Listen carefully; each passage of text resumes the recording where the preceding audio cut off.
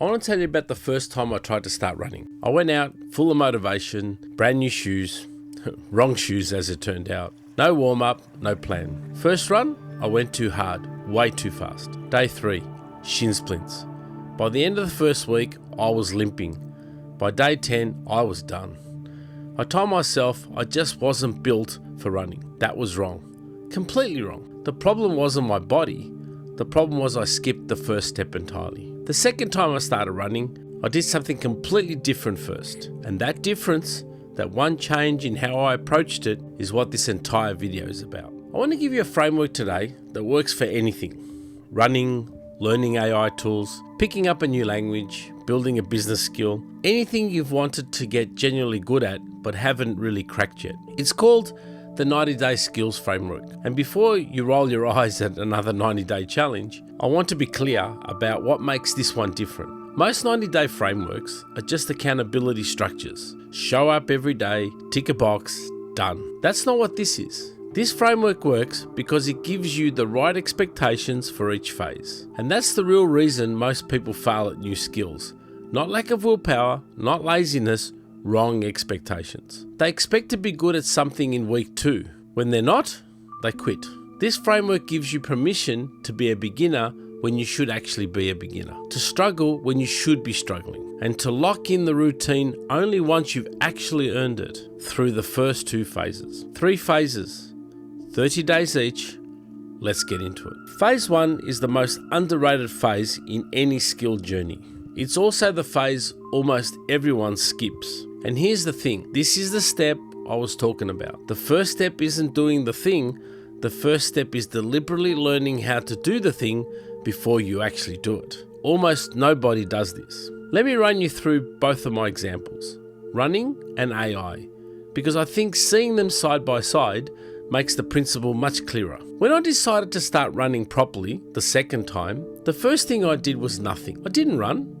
I researched. I spent a week just learning proper running form, what your foot strike should look like, how your arms should be moving, how breathing rhythm actually works when you're running at a conversational pace versus pushing really hard. I learned what a beginner training block actually looks like, and is not going out and running 5 kilometers. It's run-walk intervals, 3 minutes running, 2 minutes walking. That's a legitimate beginner program. I didn't know that the first time. I thought that was cheating. I learned about shoes, not which brand, but what type of shoe suits what kind of foot and stride. I went and got properly fitted. Turns out my original shoes were completely wrong for my gait. I learned how to read my body signals, what normal discomfort feels like versus what's an injury warning sign. Shin splints, which ended my first attempt, are almost entirely preventable with the right progression. Now, compare that to what happened when AI tools exploded a couple of years ago. I run businesses in consulting, operations and manufacturing. I knew AI was going to be relevant, but I watched what most people did and I recognized it immediately. They jumped straight to phase 2 without doing phase 1. They were copying prompts off Twitter, downloading every app that launched, trying ChatGPT one day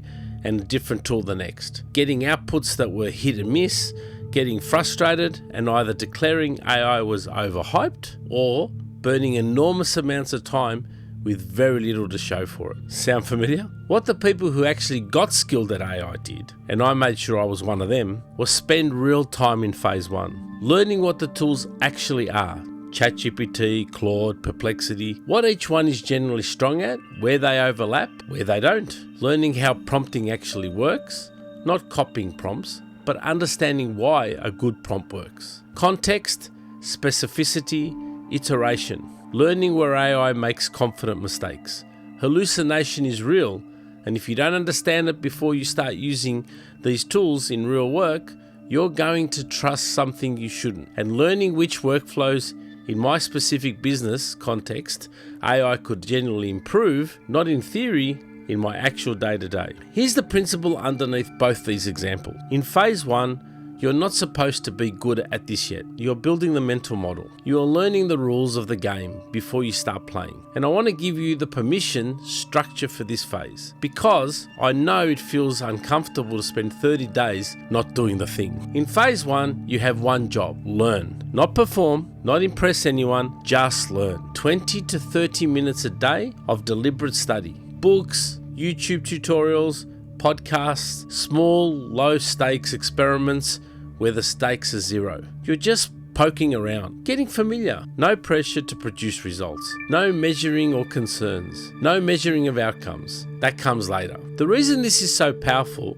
is that phase 1 failures almost never become phase 2 failures. If you understand how injury happens in running before you start running, you don't get injured. If you understand how hallucination works in AI before you use it in real client work, you don't send a client report with fabricated statistics in it. Phase 1 is insurance, and it costs you 30 days of learning. That's a very good deal in my books. Quick pause here. If you're finding this useful, please hit the subscribe. I break down one life skill every week on this channel, and coming up after phase 2 and 3, I've got something specific for you at the end that I want you to actually do tonight. So stay with me. Let's get into phase 2. All right, you've done phase 1. You have the mental model. Now it's time to do the thing. But I want you to hear me carefully on what the goal of phase 2 actually is, because it's not what most people think. The goal of phase 2 is not performance. It's not results. It's not to be good. The goal of phase 2 is to start doing it with the right expectations. And those expectations are: things will go wrong, that's the curriculum, and every mistake is data. When I started actually running, with the research behind me, my first run was still awkward. That's expected. My breathing was off, my pace was inconsistent, I finished and my legs felt strange. But I knew what I was feeling. I had the vocabulary for it. I wasn't scared by it. The first week, I had a bad session. One of those days where nothing clicks and you wonder why you're doing this. That's expected in phase 2. What phase 1 gave me was the ability to diagnose that, not turn it into a catastrophe. The goal in those first 30 days of running wasn't pace, wasn't distance. It was completing the session and learning what my body was telling me afterward. What felt good, what felt off. What time of day worked best for me. How long did I need between runs to recover properly. And then, somewhere around week 5 or 6, I ran 3 kilometers without stopping for the first time. That was a small win, and I mean that sincerely. I celebrated it. Not because 3 kilometers is impressive, but because it was proof that the process was working. It was the first signal that phase 1 had actually done something. Same dynamic happened with AI. Once I had the foundation, once I understood the tools, understood prompting, understood the failure models, I started using AI in real work context. Some prompts failed pretty badly. I'd write something I thought was clear and get output that was completely off. That's expected.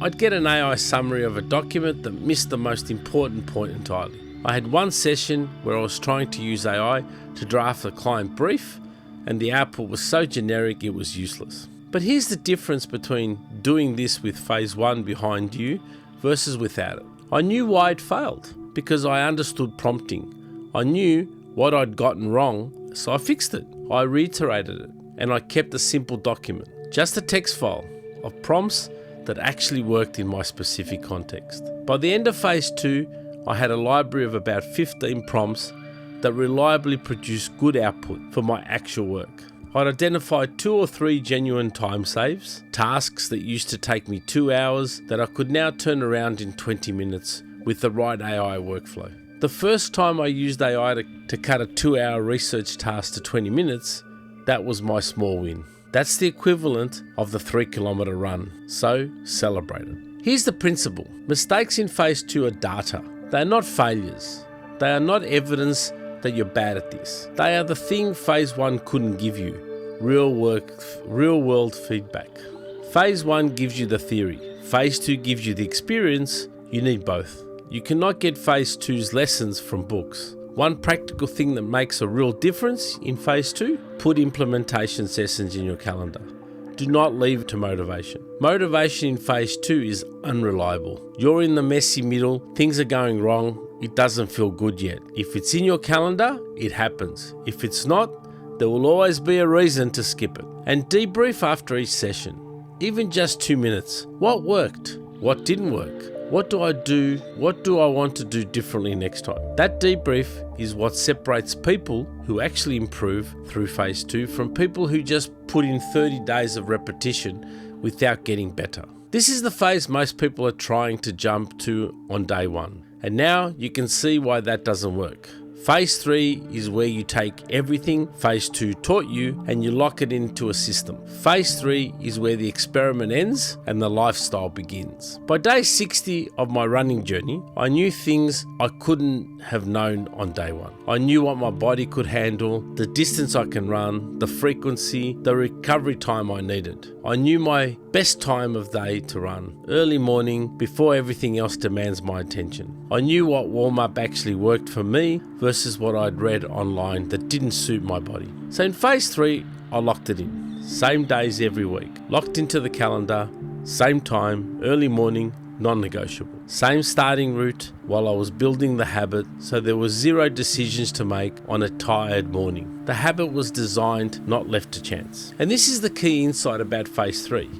Routine is what removes decision fatigue from the equation. You've already made all the decisions in phase 2. What time, what days, what distance, what recovery looks like. Phase 3 is just executing on decisions that you've already made. With AI tools, the same thing happened. By the end of phase 2, I knew which tools worked for me, not for everyone, but for me, in my specific business context. I had the prompt library. I knew which workflows genuinely saved time and which ones were more effort than they were worth. So in phase 3, I built it into my actual work process. Weekly AI check-ins built into my schedule. Save prompt templates in a folder I can access in seconds. Specific tools mapped to specific tasks. This one for research, this one for the first drafts, this one for summarizing long documents. It stopped being an experiment and started being how I work. That's the transformation phase 3 creates. Before phase 3, you're still thinking about the skill. After phase 3, you're just doing it. The principle is this: routine is what happens when the experiment ends and the lifestyle begins. If you've been watching this channel for a while, you'll know I've talked before about habit stacking and the 2-minute rule, making the beginning of a habit so small it's almost impossible not to do. Phase 3 is where those tools become genuinely powerful. Not in phase 1, not in phase 2, in phase 3. Because now you have the context to use them correctly. You're not relying on motivation in phase 3. Motivation got you through phase 2. Phase 3 is built on structure. I want to address something directly because I know someone watching this is thinking, this sounds like you're just telling me to be patient. That is not what I'm saying. You can be intensely active in phase 1. Reading, researching, watching tutorials, running small experiments, building your mental model. That's active work. It doesn't feel like it because you're not producing visible results yet, but you are doing something that matters enormously. You can be aggressive in phase 2, fail fast, iterate quickly, debrief every session, push the pace on the learning curve. Phase 3 is where you get to be efficient because you've done the work. Phase 3 isn't slow, phase 3 is where you get the payoff. This is structured progress, not slow progress. And structured progress is the only kind that actually sticks. So here's the question I want you to sit with. Think about something you've been trying to get good at. Maybe you've been trying to get fit, or learn a new tool, or build a business skill, or pick up a language. Something that hasn't quite clicked yet. Now ask yourself honestly, which phase are you actually in? Because I would bet, and I've seen this enough times to be pretty confident, that most of you are in phase 2 without having done phase 1. You jumped straight into doing the thing, and when it didn't work the way you expected it to work, you blamed yourself. You blamed your willpower. You called yourself undisciplined. But the problem wasn't you, the problem was sequencing. If that's you, and honestly, I've been there too, the running story at the start was real, then the move is not to push harder. The move is to go back. Do phase 1 properly, give yourself 30 days of learning before you judge your performance. 30 days of learning is not a step backward. It is the foundation that makes everything else possible. Here's tonight's challenge. And I mean tonight, not sometime this week. Pick something you've been wanting to get good at. One thing, write it down. Now identify which phase you're actually in, honestly. And if you're in phase 2 without phase 1, write your phase 1 plan. What are you going to learn in the next 30 days before you try to perform? What are the books, the tutorials, the resources? What does 20 minutes of deliberate study a day look like for that skill? Write the plan tonight, put it somewhere you'll see it. That's phase 1.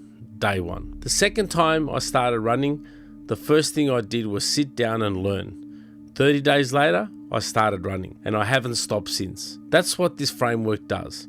It doesn't just help you get good at one thing, it changes how you approach every new skill for the rest of your life. On this channel, I break down one life skill every week so you can build a better life. One conversation, one habit, one system at a time. That's what Digital Perivalon is about. Life, knowledge and productivity. If you got something out of this video, share it with someone who's trying to learn something new and struggling. It might be exactly what they need to learn. See you in the next one.